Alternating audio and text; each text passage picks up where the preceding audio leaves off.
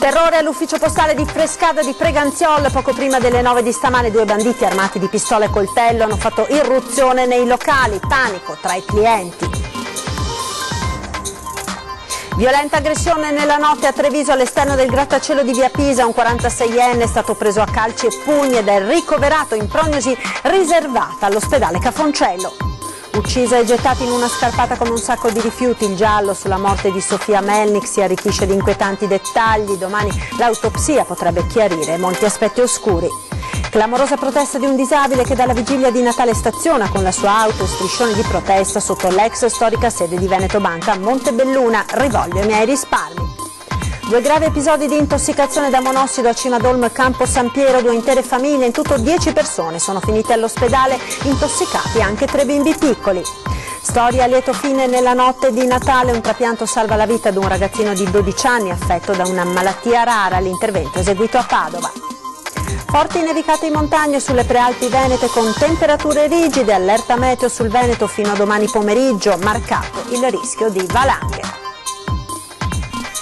Buongiorno, ben ritrovati con la prima edizione dei nostri telegiornali. In primo piano la cronaca con il terrore questa mattina all'ufficio postale di Frescada di Preganziol in provincia di Treviso. Poco prima delle 9 2 banditi armati di pistola e coltello hanno fatto irruzione nei locali. Panico tra i clienti. Sentiamo al telefono, ci aggiorna Francesca Bozza.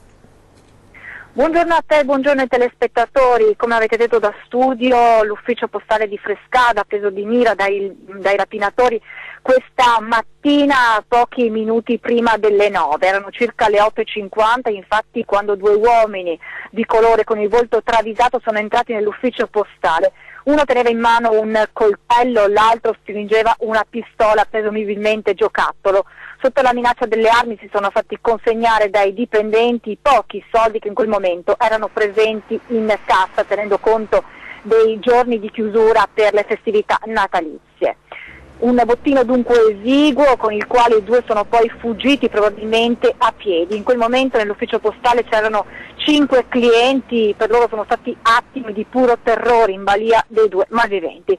Sul posto sono subito intervenuti i carabinieri che hanno raccolto le testimonianze dei presenti e acquisito le immagini del sistema di videosorveglianza che potranno essere utili per identificare i responsabili di questa ennesima rapina qui all'ufficio postale di Frescada, perché lo ricorderete poco meno di 3 mesi fa, era il 18 settembre, sempre in questo ufficio postale un rapinatore solitario era entrato, aveva chiesto un colloquio fingendosi un normale cliente con la direttrice, dentro il suo ufficio aveva minacciato di farsi esplodere se non ci fosse stato consegnato il denaro.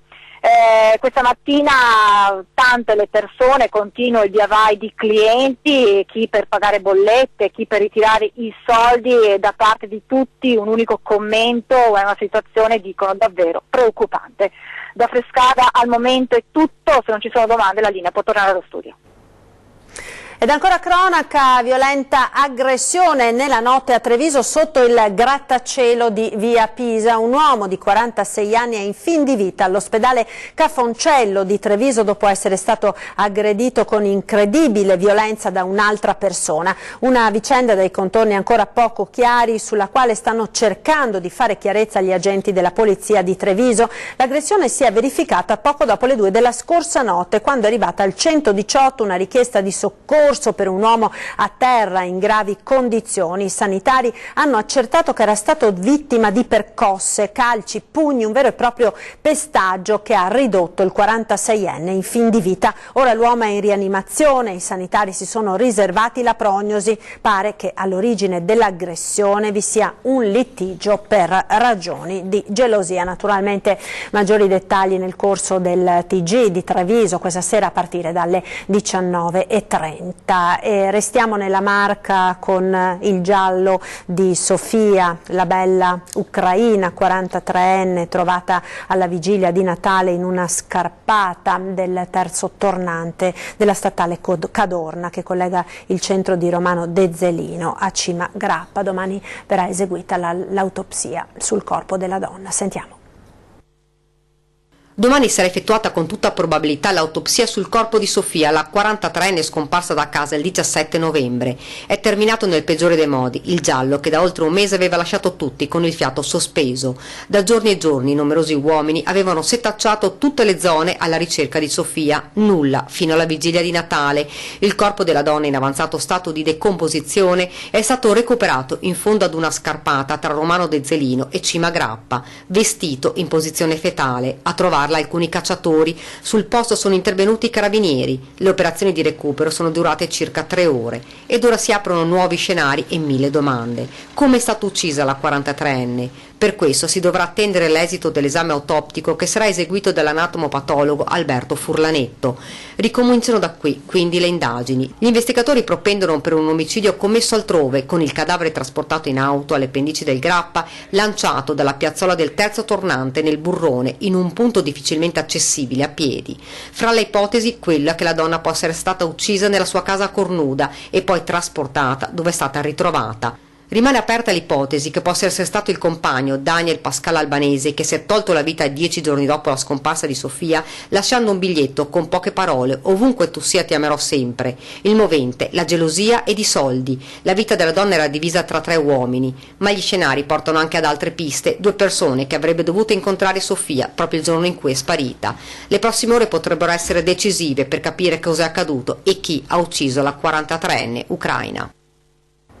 Ed ora nel Veronese, perché proseguono attorno a Campo Fontana, dove è stata rinvenuta la sua auto, le ricerche del 61enne di Ronca, scomparso dal 20 dicembre scorso. Questa mattina numerosi soccorritori provenienti da tutte le stazioni del soccorso alpino della 11ª delegazione Prealpi Venete alle 7:30 si sono uniti al presidio rimasto tutta la notte sul posto. Attualmente sono una trentina i soccorritori che assieme ai vigili del fuoco stanno perlustrando le zone collinari e le pareti dell'area, seguendo le indicazioni del conduttore del cane molecolare che ieri sera fino a tardi ha cercato di seguire eventuali tracce lasciate dall'uomo. Purtroppo la nevicata in corso non facilita le operazioni di ricerca. Clamorosa protesta di un disabile che dalla vigilia di Natale staziona con la sua auto e striscioni di protesta sotto l'ex storica sede di Veneto Banca a Montebelluna. Rivoglio i miei risparmi, dice. Ci aggiorna in diretta al telefono Lucio Zanato. Buongiorno Lucio. Sì, buongiorno, vi parlo dalla piazza centrale di Montebelluna, sono sotto la loggia di quello che una volta la sede di Veneto Banca, adesso invece è una delle sedi di Intesa San Paolo. Perché? Perché questa mattina, come vedete dal foto che ho inviato, uno dei risparmiatori ha deciso di entrare in banca con l'automobile. Il risparmiatore è un disabile ed è un rumeno che adesso sta attendendo di capire quando potrà avere i suoi 100.000 euro versati in azioni Veneto Banca. Buongiorno, senta, velocemente, lei ha 100.000 euro in azioni determinate da che cosa? Lei che è un rumeno che si trova qui in Italia. Determinate in che senso? Cioè, questi soldi da dove vengono fuori? Dall'assicurazione dell'infortunio sul lavoro. Perché lei è disabile, cosa gli è successo? Sono 100% di inabilità, legge 104 del 99 Quindi lei adesso vive con una piccola pensione e poi... Io vivo con la pensione, non sono venuto che non ho da vivere, sono venuto per avere i miei soldi che le ho messo in banca, anche se avevo a casa milioni o se avevo un euro venivo sempre a chiedere, se avevo a casa 1, 2, 9, 10 milioni li venivo sempre a chiedere, ma non dovevo venire a chiedere, l'ho chiesto in assemblea, l'ho chiesto a... Insomma, questa lei ha deciso oggi di venire in macchina. Deve venire 2 settimane prima, ha avvisato la banca, però a Natale come regalo, e volevo come regalo, ma non è un regalo, e voglio i miei soldi, e dice stai a casa fino a mercoledì, che da mercoledì in poi ti chiamiamo. Non è bisogno che mi chiamate, che da Natale sono sempre qua, fino a che avremo i miei soldi. Grazie, allora noi questa sera racconteremo un po' meglio questa storia. In ogni caso l'auto adesso è parcheggiata all'entrata, con lui ci sono tutti i componenti del gruppo Don Torta e qui è una situazione che è ancora in fase di evoluzione. Con questo restituisco la linea allo studio. Grazie a Lucio Zanato. Noi proseguiamo con la cronaca perché un'intera famiglia è stata intossicata dal monossido di carbonio accaduto a Cimadolmo nel Trevigiano. Sentiamo.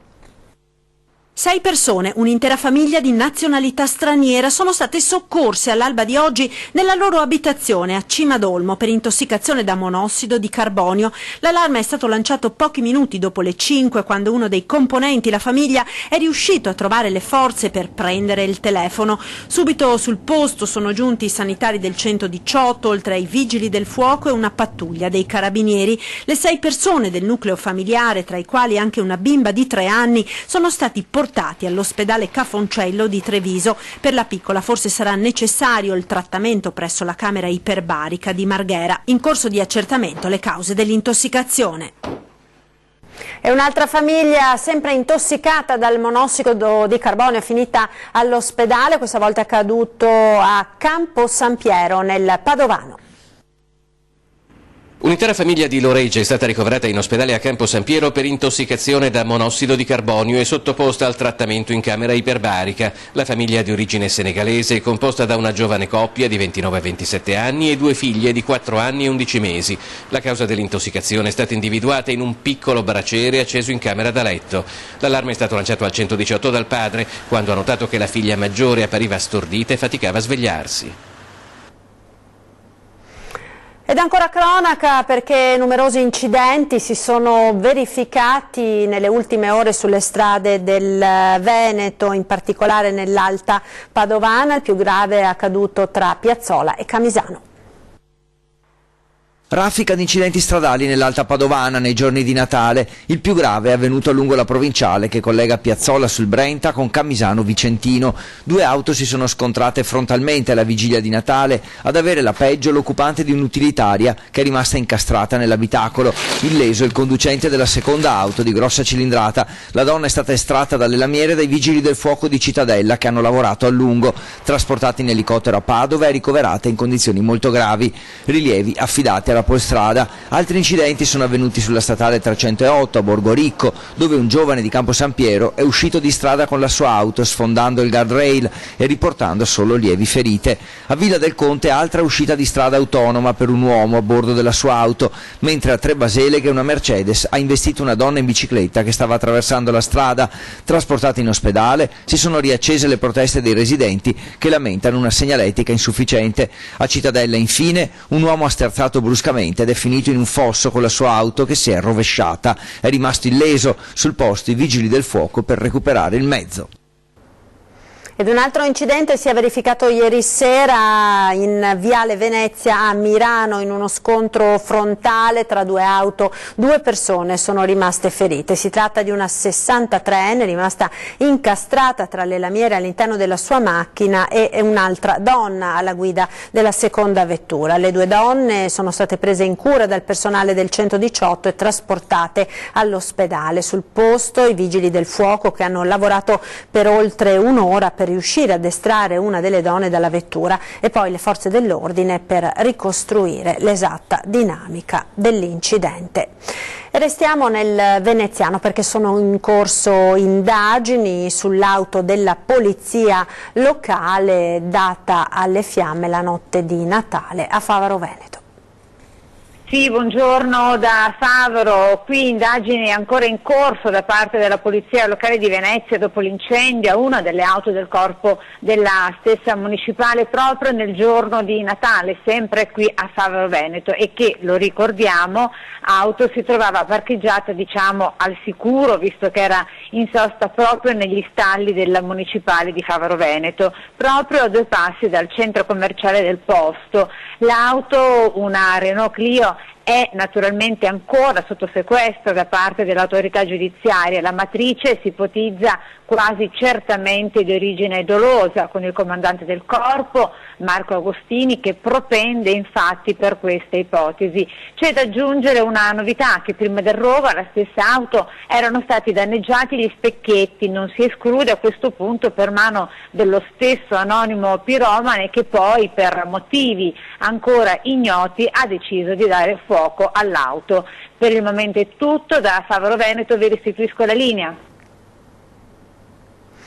Ed ora andiamo a Padova con una storia a lieto fine. Nella notte di Natale è stato eseguito all'ospedale un trapianto di fegato su un ragazzino di 12 anni affetto da una grave malattia rara. Affetto da una malattia rara, ricoverato in ospedale a Padova e da tempo in attesa di trapianto, la notte di Natale però ad un 12enne è arrivato il regalo più importante, un fegato nuovo in grado di salvargli la vita. L'intervento è stato eseguito nella notte tra il 24 e il 25 dicembre dal professor Umberto Cillo, direttore del reparto di chirurgia epatobiliare e trapianto epatico, e dalla sua equipe. Si tratta del 106esimo trapianto effettuato in azienda ospedaliera a Padova nel 2017, ben 16 in più rispetto al 2016. Il fegato è stato prelevato da un bimbo di 4 anni morto tragicamente all'estero. Il centro padovano si è messo in moto per ottenere l'organo e la mattina della vigilia di Natale un team di medici e infermieri è salito su un jet messo a disposizione dalla regione per procedere all'espianto. L'equipe è tornata a Padova e poco prima della mezzanotte è iniziato l'intervento sul piccolo paziente. Il ragazzino ora sta bene. Lo dico sempre, in Veneto abbiamo eccellenze riconosciute a livello mondiale. Di queste professionalità dobbiamo essere grati e orgogliosi, ha commentato il governatore del Veneto Luca Zaia. Ed ora ci fermiamo per la pubblicità, a tra poco, restate con noi. TG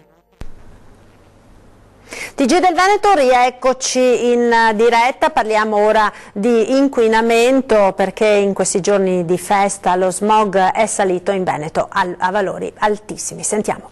Al telefono Tommaso Stoppa. Sì, buongiorno, da poco è arrivata la pioggia qui nel veneziano, pioggia che dà un po' di tregua ma che sicuramente non basta a risolvere una situazione che resta drammatica qui come del resto in tutto il Veneto. Pensate che degli 85 comuni coinvolti dal piano antismog nella nostra regione soltanto 7 non sono oltre i valori limiti in questo momento.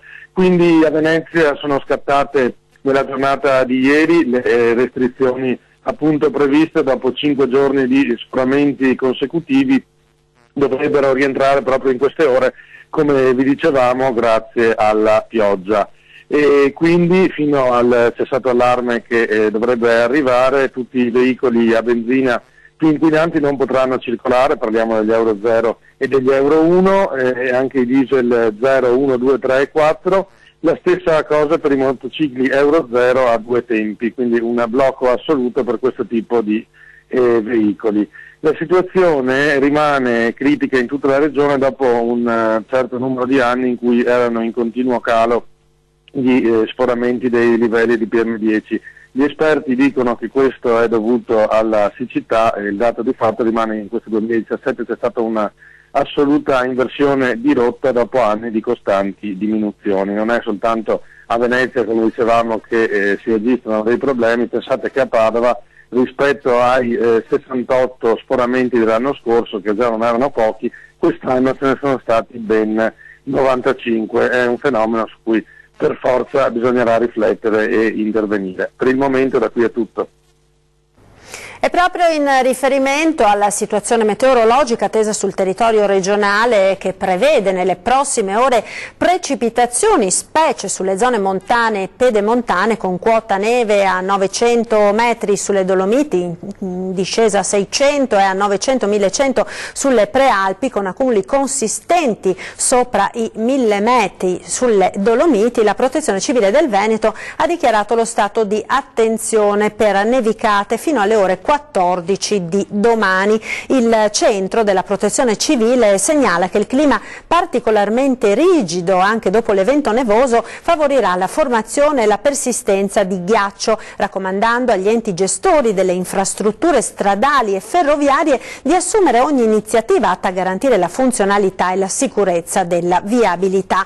Anche il pericolo di valanghe sarà in progressivo aumento fino a diventare marcato grado 3 nella giornata di mercoledì mercoledì. Si potranno verificare distacchi spontanei di valanghe per lo più di medie dimensioni lungo i percorsi abituali sui versanti in tutte le esposizioni al di sopra dei 1500-1600 metri, che nelle situazioni più esposte potranno interessare anche la viabilità in quota, in modo particolare sui passi dolomitici. Pertanto a partire dalle 10 di oggi il livello di criticità dichiarato per il rischio valanghe diventa arancione, soprattutto nelle zone delle prealpi vicentine, bellunesi, nell'Alpago, sulle Dolomiti meridionali. Giallo lo stato di attenzione quindi sul resto dell'arco alpino della nostra regione.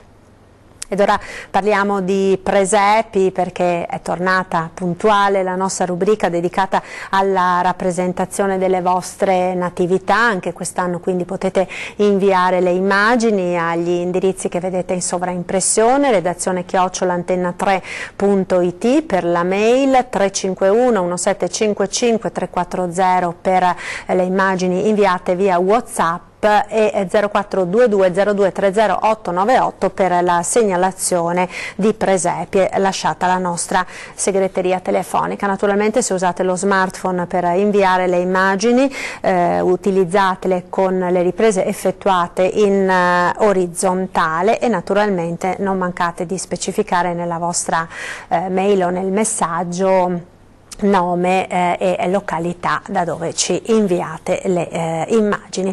E quindi vediamo ora insieme il presepe realizzato a Treviso da Fra Claudio.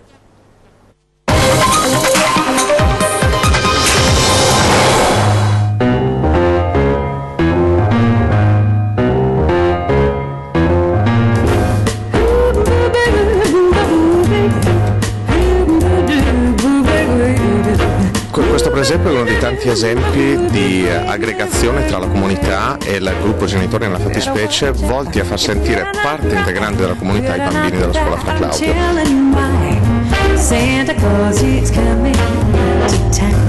Altro esempio è l'albero di Natale, dove i bambini hanno realizzato con grande attenzione quelle che sono delle margherite che stanno a simboleggiare l'aggregazione ancora una volta.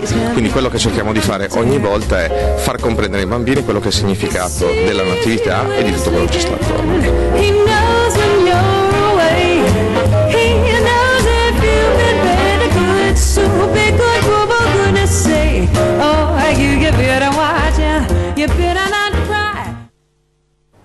Ed è tutto per questa edizione, vi ringrazio per essere stati con noi. Vi ricordo questa sera, subito dopo i TG, torna l'approfondimento con 20 e 10, ospite in studio di Ferdinando Avarino Ettore Rosato, capogruppo del Partito Democratico alla Camera dei Deputati. Ed è davvero tutto, vi lascio come sempre alle previsioni del tempo per le prossime ore sul Veneto. Una buona giornata.